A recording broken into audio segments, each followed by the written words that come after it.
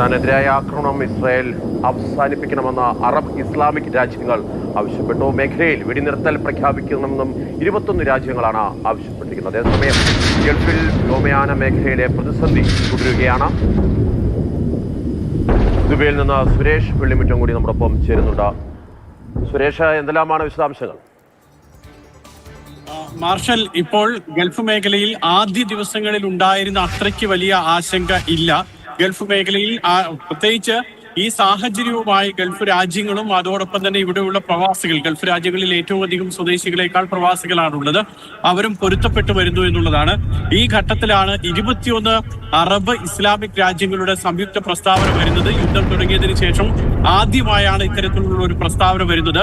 ആ 21 രാജ്യങ്ങളിൽ സൗദി അറേബ്യയും UAEയും ഖത്തറും അടക്കമുള്ള എല്ലാ രാജ്യങ്ങളും ഒപ്പുവെച്ചിട്ടുമുണ്ട്. വിദേശകാര്യമന്ത്രിമാരാണ് ഒപ്പുവെച്ചിട്ടുള്ളത്. ഇതിൽ ഏറ്റവും പ്രധാനമായും ആവശ്യപ്പെടുന്ന 2 കാര്യങ്ങൾ: ഒന്ന്, ഇസ്രായേൽ ഇറാനെതിരായിട്ടുള്ള ആക്രമണം എത്രയും പെട്ടെന്ന് അവസാനിപ്പിക്കണം. അതോടൊപ്പം തന്നെ മിഡിൽ ഈസ്റ്റ് മേഖല, പശ്ചിമേഷ്യ മേഖല ആണവ ആശങ്കയിൽ നിന്നും പൂർണ്ണമായും വിമുക്തമാക്കണം. അതിന് വേണ്ടുന്ന ചർച്ചയിലേക്ക് തിരിച്ചു വരാൻ ഇറാന് സാഹചര്യം ഒരുക്കണം, അവസരം നൽകണം. ഇതാണ് ഈ പ്രസ്താവനയുടെ ഏറ്റവും പ്രധാനപ്പെട്ട കാതൽ എന്ന് പറയുന്നത്. ഇറാനെതിരെ അതിശക്തമായിട്ടുള്ള ആക്രമണം ഇസ്രായേലിന്റെ ഭാഗത്തു നിന്ന് ഉണ്ടാകുന്നുണ്ട്.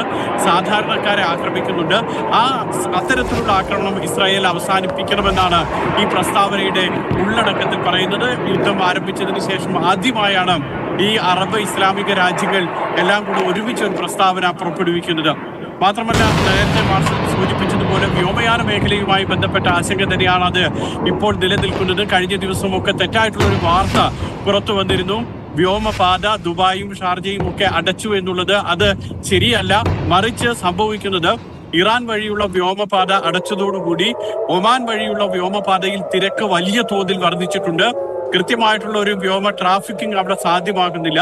അതുകൊണ്ടാണ് വിമാനങ്ങൾ ഇപ്പോൾ റദ്ദാക്കേണ്ടി വരുന്നത്.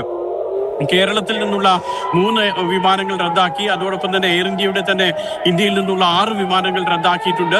മറ്റ് പല വിമാന കമ്പനികളും ഇത്തരത്തിൽ സർവീസുകൾ റദ്ദാക്കേണ്ട സാഹചര്യം ഉണ്ടാകുന്നുണ്ട്.